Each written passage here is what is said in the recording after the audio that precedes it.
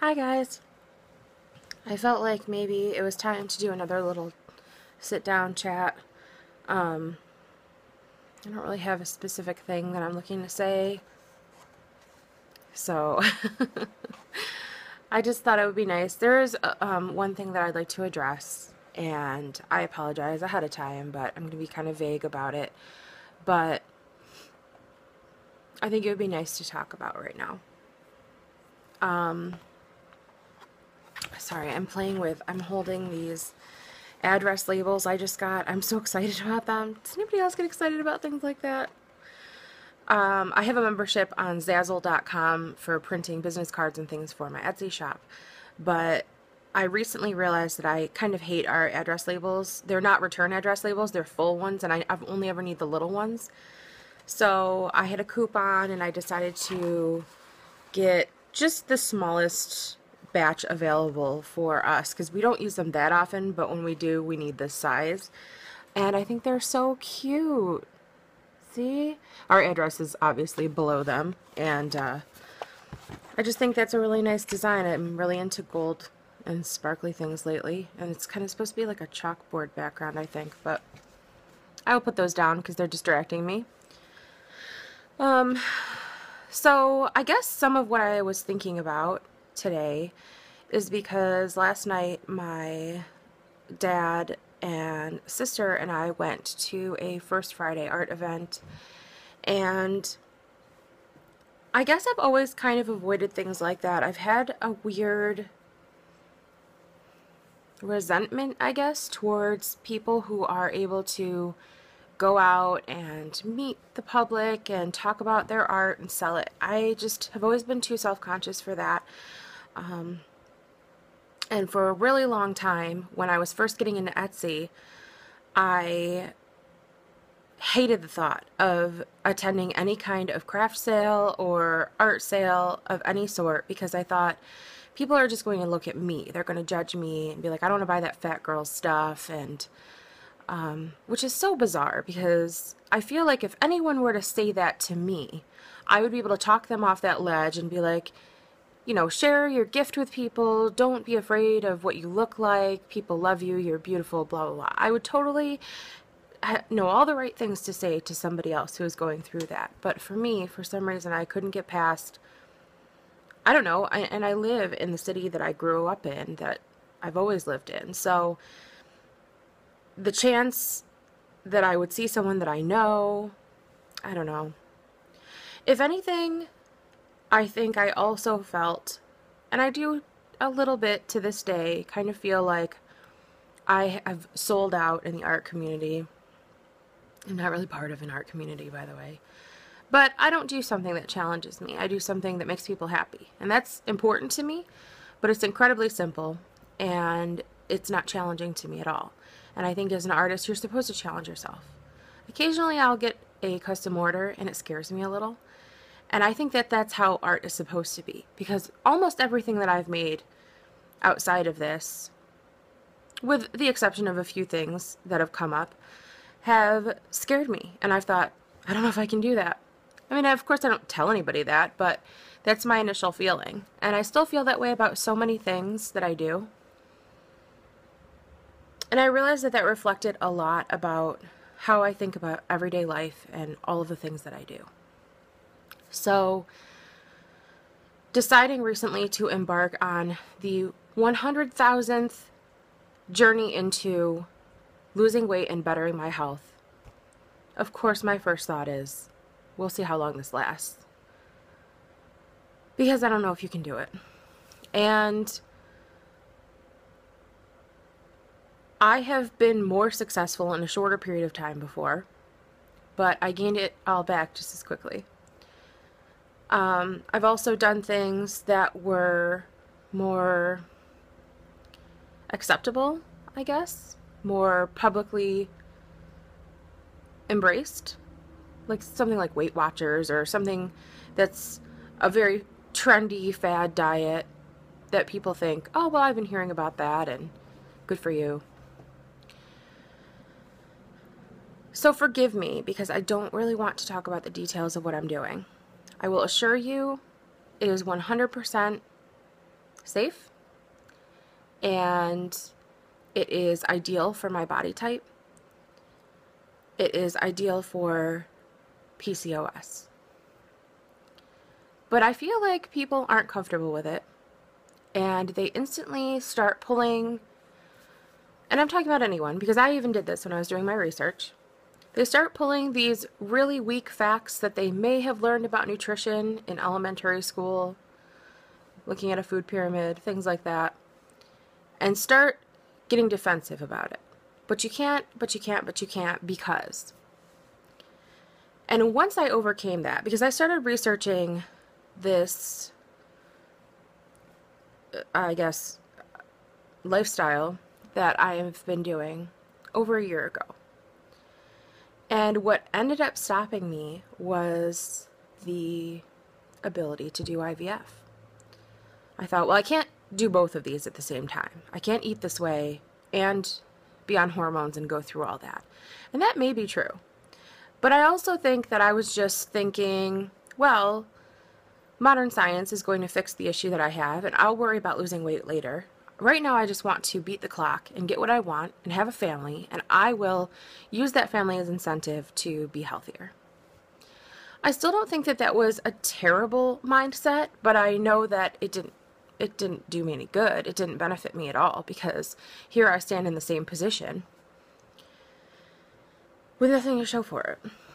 I guess, if anything, what that did was provide me the motivation to say, all right, now I can't F around anymore. I have to get serious, and I have to do something, anything.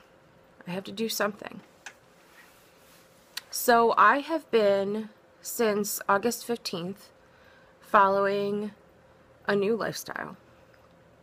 And that's pretty remarkable. I have never, for this long, stuck with something that wasn't completely unhealthy and just like a hysterical grasp of trying to do something for all the wrong reasons.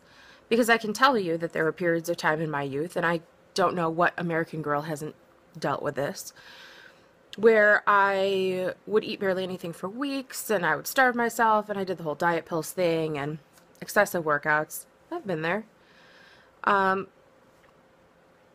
I've never really had help for it, but I feel like my issues with having trouble conceiving, coupled with the fact that I barely understood the illness that I had, and I was basically comforting myself with food, I created a perfect storm. And so I've gotten to this unbelievable, ridiculous weight. So what makes me kind of want to talk about this with any of you who might be feeling like you need to do something about what's going on in your life and where you are, and regardless of whether or not you have PCOS, if you just want to be healthier, I highly recommend figuring out what it is that is your main issue, your main concern, or even what would cause this to be difficult for you, and do as much research as possible, either through your doctor or specialist or nutritionist or just good old-fashioned Dr. Google, and see what types of diets, I guess. I hate using that word because I know people are sensitive to that. They always want to be like, it's not a diet. Well, the way that you eat, the things that you eat, it's your dietary intake. Let's not be weird about that. But I think you should research what are the best things for you and tell yourself, I'm going to try this for a week, or I will try this for 2 days. However long it is you think that you need to just challenge yourself a little, but not feel like I'm going to do this for a year, because let's not get weird, okay? That's just, I know that people get ambitious, and if they have success in the beginning, they get real excited and real amped up, but you know yourself, you know why you're in the position you're in. That's at least where I feel like I've been, is I understand what my limitations are emotionally, physically, as far as what my weaknesses are. And I stared all that right in the face, and I said, if I don't change, I'll be this girl forever, and then I'll die as this girl, and I won't benefit from it at all. So, feeling like I completely wasted an entire decade of my 20s just floundering around and just doing things that I thought would help, but also not really having any research to back it up, and also just allowing myself to, I hate this expression, but it seems apt right now. I was flying by the seat of my pants, which I always think is funny, so I always picture somebody like being sucked off the ground and flying with their butt first. But that's what I was doing. I was just kind of like, I'm going to try this, I'm going to do this, and oh, I'm in a bad mood, so screw everything, and here I am. So, yesterday, I like to weigh in and measure myself on Fridays. Anything more than that is a little dangerous. But yesterday was the first time I had a significant gain since I started. I've gained 2 pounds in the last week. And it might not be 2 legitimate pounds. It might be water weight. There's a lot of factors that could have caused that. However, it was a gain. It was the first time. And it was difficult to see that on the scale. But I also found myself, without even thinking about it, I didn't immediately say, well, looks like I'm having pizza today, which is exactly how I would have felt in the past. I just didn't think anything of it. I recorded my information, and I went downstairs, and I started making my breakfast and my coffee, and I started just continuing on with everything the way I have since August 15th. That's awesome. That tells me that I have officially learned to embrace doing the right thing. And who am I that I'm able to do that? So I will show you. I have only lost 17 pounds. Well, as of yesterday, 15. And I lost a lot more than that before my first IVF. I lost 30 pounds. But you couldn't see it on me. It didn't show. It was the weirdest thing. Well, yes, it did, but not to the drastic extent that this has. Because what I've learned is that carbohydrates and sugar have an inflammatory effect on the body, especially when you have an insulin resistance or something like PCOS. I believe, but don't fully know if that's also the case for people who have thyroid issues. But I've done quite a bit of research, and this inflammatory effect is really intense. Because even though I lost 30 pounds a while ago, it was almost like I was still staying puffy, but I was getting hollow in the middle. Right? Does that make sense? Now, for the first time in my life, I've never seen anything like this before. I am losing weight in inches faster than I am in pounds. After, I think, a week and a half to 2 weeks, I couldn't wear my wedding ring anymore. I've been wearing a prop ring from my Etsy shop. It's real gold, but the stone is not even, no. So,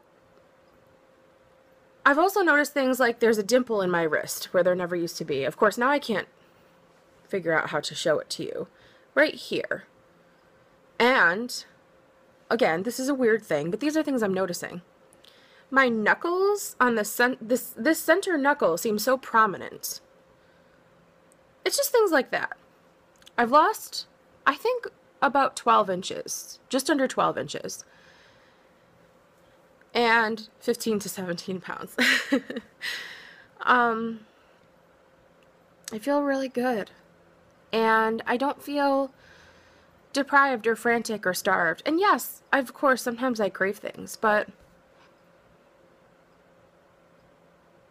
I crave my future more. And if I ever have a setback and I eat something I shouldn't, or I exceed my calories, or whatever it is, I'm not too terribly strict about it. I just move on after that. I don't say, oh, well, the whole day is ruined. Or like before, if it was like a Thursday night and I ate too much, I'd say, well, I'll just start over again Monday.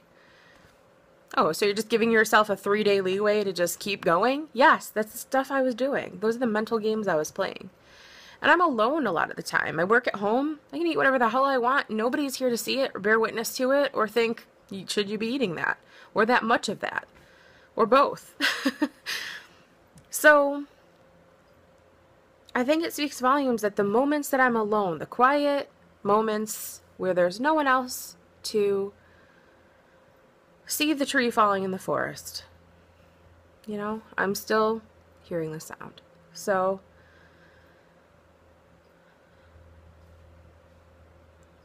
I feel bad. I feel really badly talking about this and not being like, here's a list of, but I don't feel like I've had enough success to really boast any of that or even provide guidance.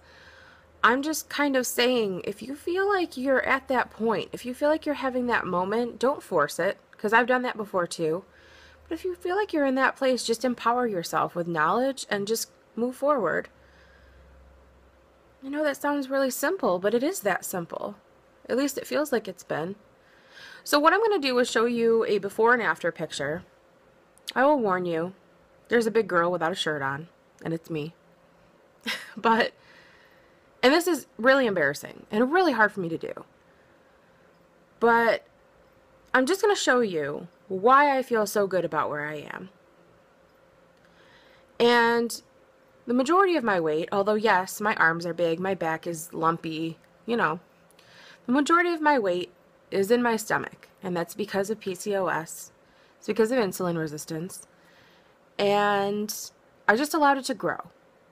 And it's like one of those things you don't realize just how big you are. So I know you're going to look at this, and there's a chance you're going to be completely disgusted, even with my current, I guess, after picture. But I took this second picture yesterday, and I was feeling really bummed out about the fact that I technically gained until I compared my before and after pictures. And I thought, you're still doing good, girl. You're still doing good. So here's my picture. And thank you for listening to me, even though I don't even know how much I actually said. But I did want to address it. I did want to talk about it because I feel good today. I have such a long way to go. But I've never felt more that I can remember like there's hope for me than I have right now. So thank you for letting me share that with you. And let's hope I don't all just gain it all back in a month and never want to speak of it again. All right. Thanks, guys.